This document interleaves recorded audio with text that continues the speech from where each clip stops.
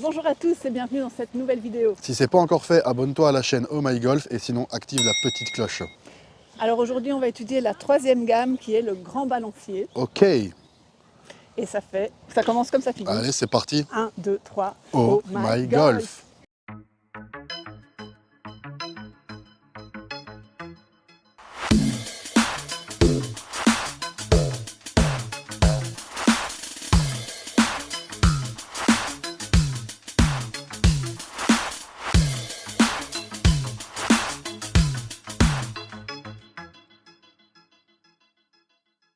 Alors Laurent, gamme numéro 3, le grand balancier. La gamme numéro 3, alors, personnellement, quand on maîtrise ces gammes, ça veut dire qu'on maîtrise sa technique. Mais malgré tout, moi en tant que senior, je suis confronté justement à la perte de mes capacités physiques. Donc ça veut dire que je continue à faire des gammes. La première gamme, je la maîtrise, je la fais plus. La deuxième, quasiment plus aussi. Juste, je peux t'interrompre. Tu peux nous rappeler la première et la deuxième gamme, Aurore? Oui, alors il y avait le petit balancier. Ça, c'est la deuxième. C'est la deuxième, oui, et la première c'était le demi-balancier. Tout à fait. Voilà. Je vous invite à aller voir ces vidéos avec les liens juste ici au-dessus. Voilà, donc là, on va faire le grand balancier. Donc moi, personnellement, en tant que senior, c'est une des gammes que je conserve. Parce que là, on va toucher un problème important. Parce que je voulais rappeler surtout une chose, c'est que les gammes, c'est pas du golf. Donc ça développe des capacités pour bien jouer au golf. Donc là, on va développer la capacité d'amplitude des bras. Donc là, le principe, ça va être de lever les bras. Donc d'une façon caricaturale. Ok. Allez, je vous montre. Donc là, comme dans toutes les gammes, on garde, on conserve, on est toujours index long. Donc on a toujours le grip d'entraînement. Donc petite précision pour les gens qui nous écoutent concernant le grip, c'est-à-dire que plus vous allez faire vos gammes avec l'index long va vous garantir une bonne position des mains. Au bout d'un moment, vous allez vous sentir bien avec l'index long. Donc en fin de compte, la différence entre votre grip de confort et votre index long qui est votre grip d'entraînement, il n'y en aura plus. Au bout d'un moment, il n'y en aura plus. Mais ça veut dire qu'on gardera l'index long sur le parcours? Non. Quand je dis qu'il n'y en aura plus, c'est-à-dire que là, par exemple, je suis index long. Là, j'ai mon grip de confort. La différence entre mon grip de confort et l'index long sera minime. C'est ça. C'est-à-dire qu'on peut rappeler rapidement, petite info sur le grip, c'est-à-dire que là, par exemple, j'ai un grip de jeu, je me sens bien, je mets l'index long, et là, je constate par moi-même que j'ai glissé dans ma paume au niveau de ma main droite. Vous voyez ? Le fait de me remettre dans les doigts, ça me sort de la paume. C'est-à-dire que l'index long, c'est un moyen de revenir au bon endroit. Parce qu'il faut savoir une chose, c'est que votre grip, il va vivre dans le temps. Ouais, petite piqûre de rappel, quoi. Et le problème, c'est que vous ne savez pas s'il va vivre, il va évoluer dans le bon sens ou dans le mauvais sens.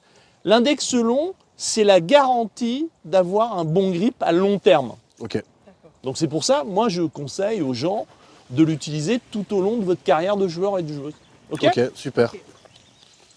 Donc là, quand je fais mes petites gammes, moi personnellement, quand je fais le grand balancier, je prends l'index long.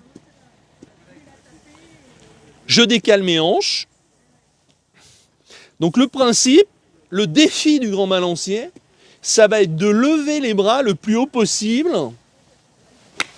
des deux côtés. Donc là, bien sûr, c'est pas du golf, vous êtes d'accord? Ça n'a rien à voir avec le golf.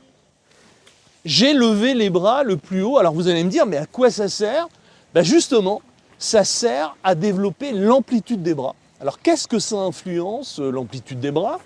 Là, par exemple, je suis capable de lever mes bras d'une façon caricaturale.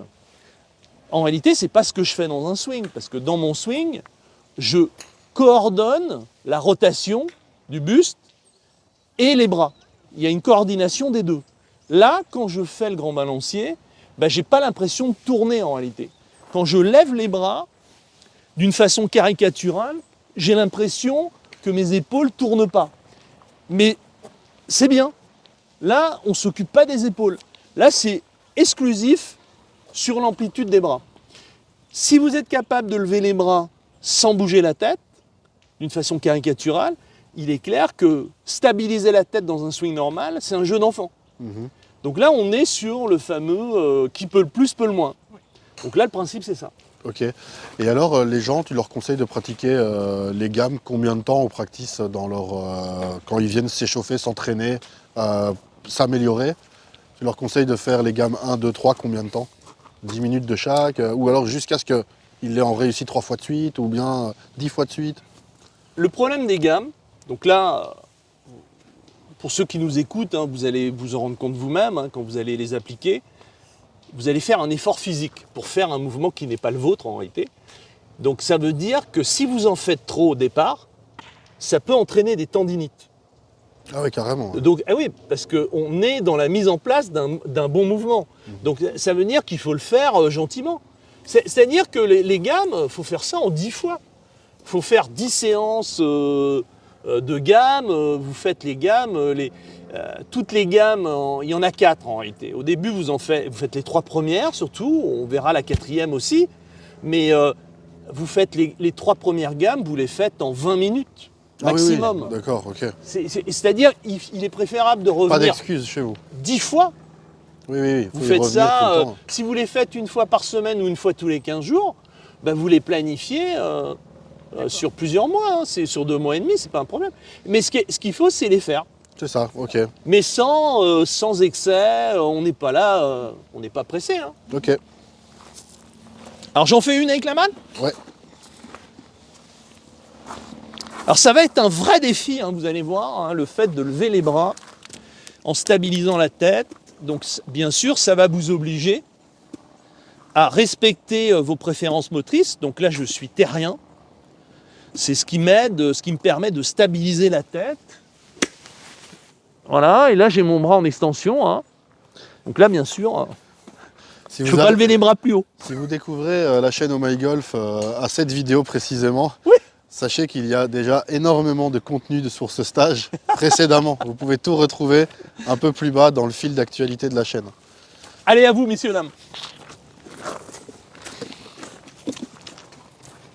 On fait toujours le petit coup de hanche. Oui, index long, le décalage des hanches. Voilà, les 2 jointures.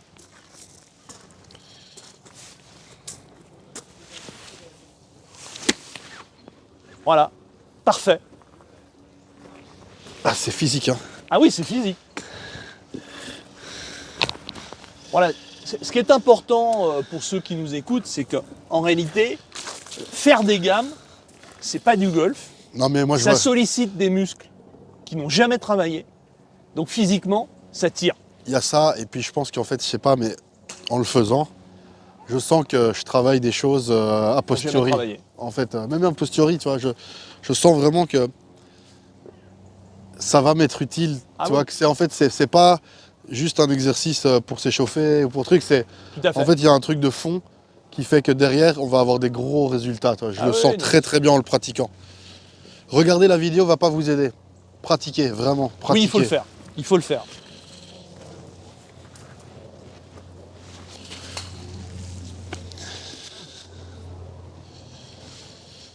Voilà, tu décales. Parfait.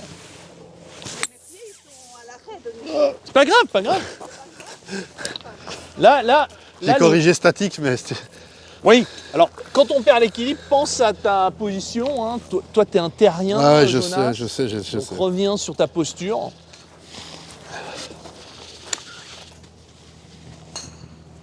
Ah.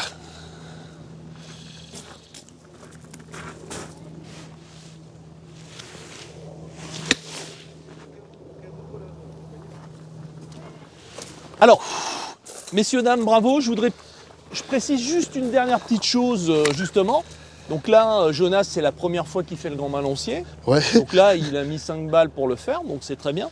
Donc là, ce que vous allez constater, vous ferez le même constat que lui, c'est-à-dire que vous allez être confronté à des pertes d'équilibre. Donc là, c'est normal. Ça veut dire que vos appuis ne sont pas développés.